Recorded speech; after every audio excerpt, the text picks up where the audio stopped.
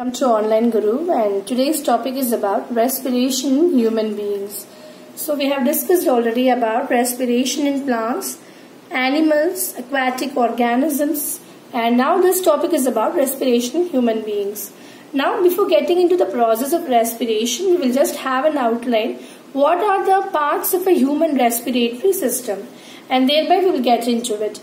Now coming to the structure of human respiratory system, we intake air through the nose, and that is called as nostrils. We have two openings through which the air passes through, and it contains fine hair and mucus which filters the air. So by means of that, all the dust particles will get filtered. Air passes the throat. Now coming to the throat region, and it is made up of rings of cartilage. When you touch, you can feel the ring-like structure, and this ring-like structure prevents the collapsing of air.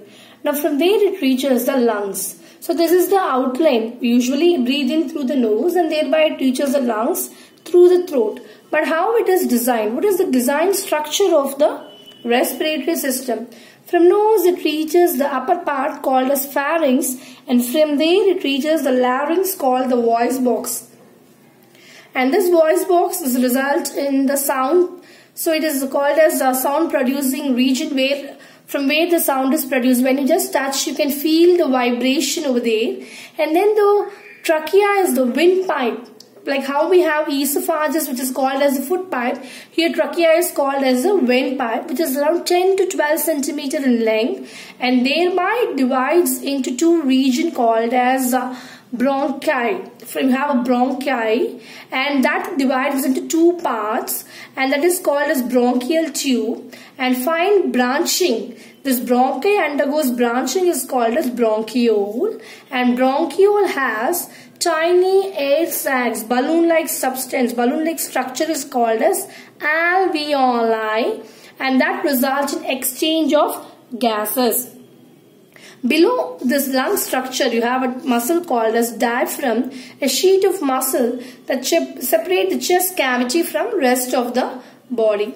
So from nose you inhale the air, and you have fine hair and mucus which filters, and from there it reaches the throat region, which is of two parts like pharynx and larynx. And larynx is called as voice box through which the sound is produced. And then you have trachea. Trachea is around 10 to 12 centimeter in length, which is also called as windpipe. And then it leads to bronchi or bronchial tube, which divide into two parts called bronchiole. And finally you have the air sacs called alveoli, where exchange of gases takes place. It is covered with extensive network of blood vessels. Now the steps involved in breathing process are two, that is inhalation and exhalation. So inhalation is a process where we inhale the air into our lungs. So exhalation is a process where we exhale air again, and in the exhalation process we let out carbon dioxide from our lungs, whereas in inhalation we intake oxygen into the lungs. Now coming to the other things, what happens? Coming to the diaphragm. As I have mentioned already, diaphragm is a flat muscle which is present below the lungs, and they contract and get flattened by moving down.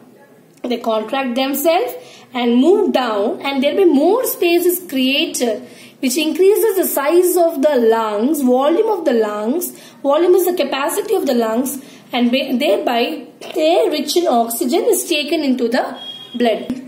So what happens here? We inhale. Through the inhalation process, what happens? The air which is rich in oxygen gets into the lungs. So when it is getting inside, the diaphragm contract and gets flattened by moving down.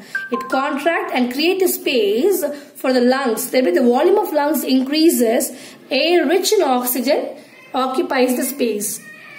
Here in exhalation process, it is a process of letting out carbon dioxide, where the relax and turn into dome shape by moving up. Here the diaphragm contract, whereas here it turn into dome shape, thereby creating a push over the lungs, and thereby the size of the volume of the lungs decreases. The space occupied with the lungs decreases and thereby pushes the carbon dioxide out of the blood, thereby exhalation takes place where carbon dioxide moves out of the body. So what happens in these process? During breathing in, we lift our ribs. You can just practice the breathing in and breathing out process. So during breathing in, we see that we lift our ribs and flatten our diaphragm, and thereby the chest cavity becomes larger. You can just keep your hand on top of your chest and thereby you can feel it.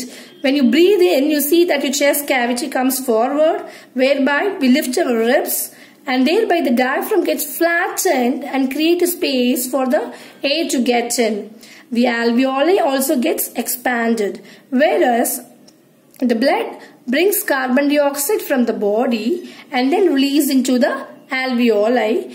Oxygen in alveoli is taken up by the alveolar blood vessel and transported to all cells in the body. So when we breathe in, what happens? The oxygen, it enters through our nose, and through the throat passage it reaches our lungs, and from there in the lungs what are the parts present? We have the bronchi, which divides into bronchiole, and that leads into air sac called as alveoli, where the alveoli is covered with thick blood vessels, and this blood vessel help in the exchange of gases. How the exchange of gases takes place? When air is coming from the outside source, same time the blood containing carbon dioxide from the body also released into the alveoli. Now oxygen which is taken up by the alveoli is taken up by the blood vessels which surrounds the alveoli and transported to all cells in the body. So this kind of exchange takes place. Two things are happening now. Oxygen coming from outside source reach the alveoli. At the same time what happens? Carbon dioxide from the body also comes to the alveoli through the blood. Now the blood vessel which is surrounding the alveoli will undergo this exchange of gases where oxygen is transported to the other part and carbon dioxide is delivered to be exhaled out. Now this is the alveoli. Now we will see, just have a look at it. In the transportation lesson I will explain you about the arteries and veins. Just make a note of the one-line definition alone. In this topic, detailed explanation I will give you in the later topic. Now coming to pulmonary artery. Pulmonary artery always, artery transport pure blood except pulmonary artery, okay, which carries impure blood. Otherwise pulmonary artery, usually artery carries pure blood except pulmonary artery. Vein carries impure blood except pulmonary vein. Now what happens, as I mentioned already, exchange of gases takes place in the alveoli. In this alveoli you can see it is covered by the blood vessels. Okay, blood vessels means which include the pulmonary artery as well as the pulmonary vein. I have mentioned the differentiation with the blue and the red color.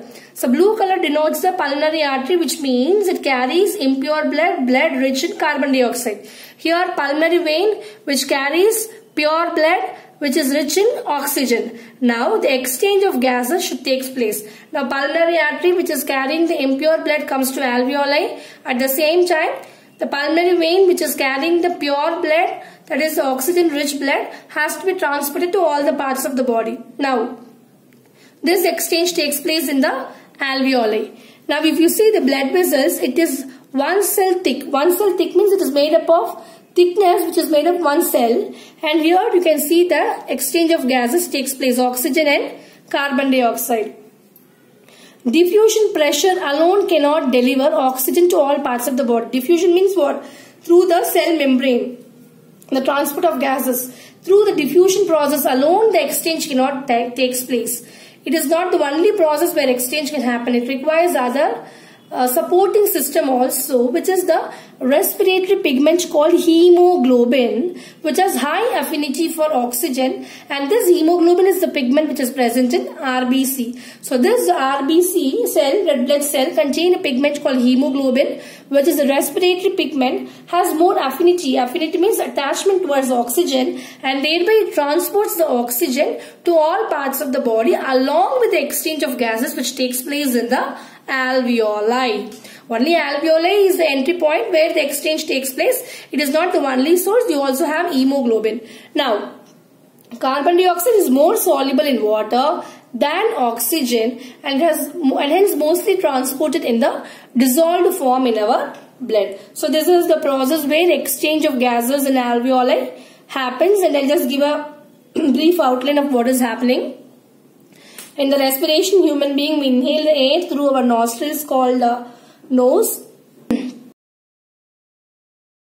It reaches the throat region, and you have the throat ring-like cartilages, rings of cartilage present, and thereby it reaches our lungs through the bronchial tube and finally the alveoli, where exchange of gases takes place. Here what happens during the exchange of gases, the oxygen-rich blood and carbon dioxide is exchanged. So here we can, as we discussed already, the exchange of gases takes place in alveoli, where the oxygen-rich blood coming from the outside source is taken up by all parts of the body through the blood vessel. At the same time, the blood capillary, which carries carbon dioxide from all parts of the body, delivers it to alveoli through exchange it through the outside source. So this is what is happening in the exchange of gases process, and we inhale air by inhalation, where our diaphragm flatten and create a space for the air to rush in. At the same time, when exhalation, the diaphragm pushes up and form a dome-like structure, and thereby makes the air to rush out. And so these process, inhalation and exhalation, makes an intaking of air and exhaling of air, and exchange of gases takes place in alveoli.